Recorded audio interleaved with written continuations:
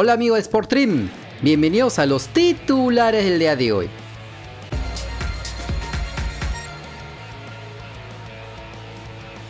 Y vamos a la gran final del torneo extraordinario Sub-18 Copa Generación 2021, donde las futuras promesas de nuestro balompié dan sus primeros grandes pasos para demostrar todo su talento y puedan seguir una carrera profesional en el fútbol de alta competencia. En partido jugado en el campo auxiliar de la Videna, el Sporting Cristal le ganó en penales por 4-2 a Alianza Lima, luego de igualar a 1 en 120 minutos de juego. En un primer tiempo bastante friccionado y más peleado que bien jugado, en la única jugada elaborada en esa mitad, a los 31 minutos, Gilmar Paredes abriría el marcador para el equipo rimense tras un remate cruzado, donde el arquero íntimo algo más pudo hacer. De todas maneras, así se iban al descanso. En el complemento, como era esperarse, los victorianos fueron a por el empate.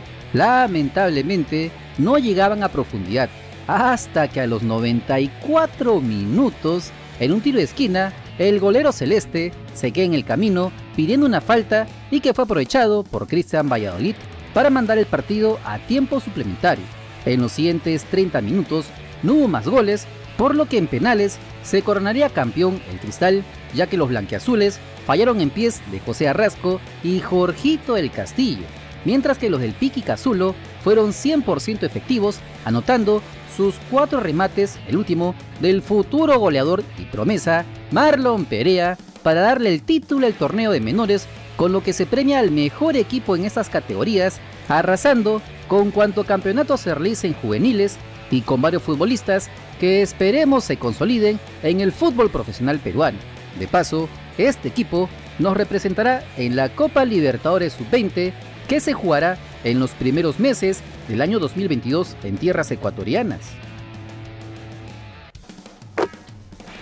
El director deportivo de la Federación Peruana de Fútbol, Juan Carlos Oblitas, habló del futuro de Ricardo Gareca y Paolo Guerrero, del repechaje contra la AFC de Asia y de los partidos amistosos de la selección peruana en enero del 2022.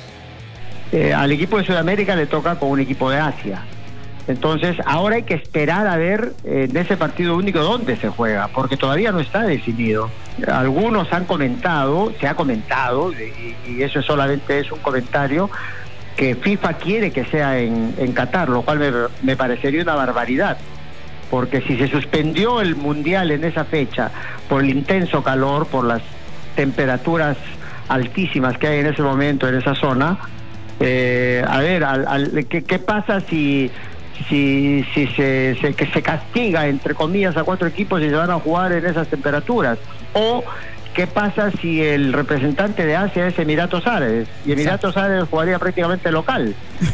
Entonces, hay que esperar.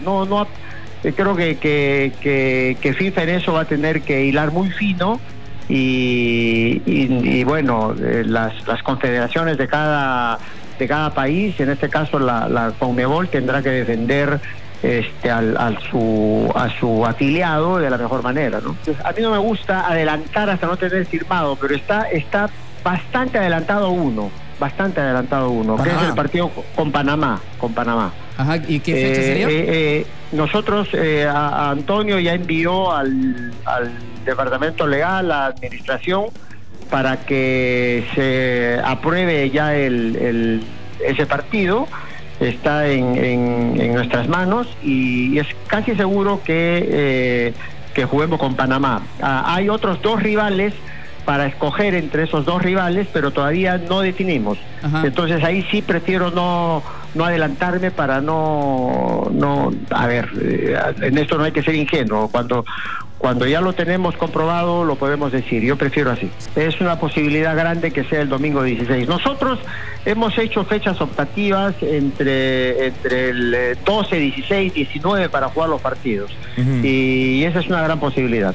Esta es una reunión que desde un primer momento la pactó Paolo, fue un tema personal de Paolo, conversando con Néstor Bonillo, y Néstor le comentó el tema a Paolo sobre el doctor de Boca. Estuvieron aquí en La Videna. Tengo entendido que el doctor salió muy optimista, conversó con Paolo al respecto y seguramente siguen en comunicación, pero fue un tema absolutamente personal de Paolo con el médico. Se habla mucho de la edad de Paolo y que eso puede repercutir, pero yo creo que el tema de Paolo pasa más por lo que es un tipo sano. Él toda la vida se cuidó, es un tipo que fue un profesional, es profesional a carta cabal, y si él sigue bien este plan que ahora sí está llevando, él va a tener una recuperación. Yo creo que para febrero o marzo del próximo año vamos a tener nuevamente a Paolo completito. Si a mí, si yo tengo la potestad de hacerlo, lo primero que digo es, espero que Ricardo se quede todavía 4 o 5 años más, pase lo que pase. ¿Estamos? El tema es que yo ni Ricardo queremos adelantar absolutamente nada por lo que tú acabas de comentar. Así como Ricardo termina su contrato al término de las eliminatorias, al término del repechaje o al término de la Copa del Mundo, del Mundial, que es lo que todos queremos, en mi caso también es exactamente el mismo, querido Jesús.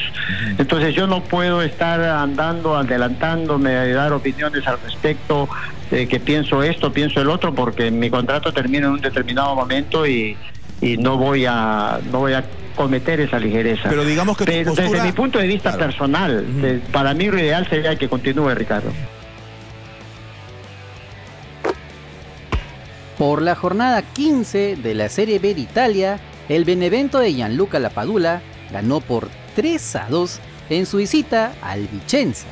El delantero nacional fue titular, jugó todo el partido, cumpliendo una buena actuación. Encima de todo, se notó con otro gol, demostrando que le queda chica la segunda de su país, aunque en un primer tiempo parejo, con muchas situaciones claras en ambos arcos. Fue el equipo de la Bruja que se adelantaba con el tanto de Roberto Insigne, pero en el complemento vendría lo mejor, ya que apenas a los 55 minutos la Pagot se generó un penal aprovechando el error del defensa rival y caerse al suelo, donde me acuerdo una jugada así pero que no fue penal. En fin, la cosa es que el mismo ítalo-peruano cobró para anotar el segundo del partido y su tanto número 8, poniéndose a 1 del capo cañoneri del torneo, Gabriel Strefezza.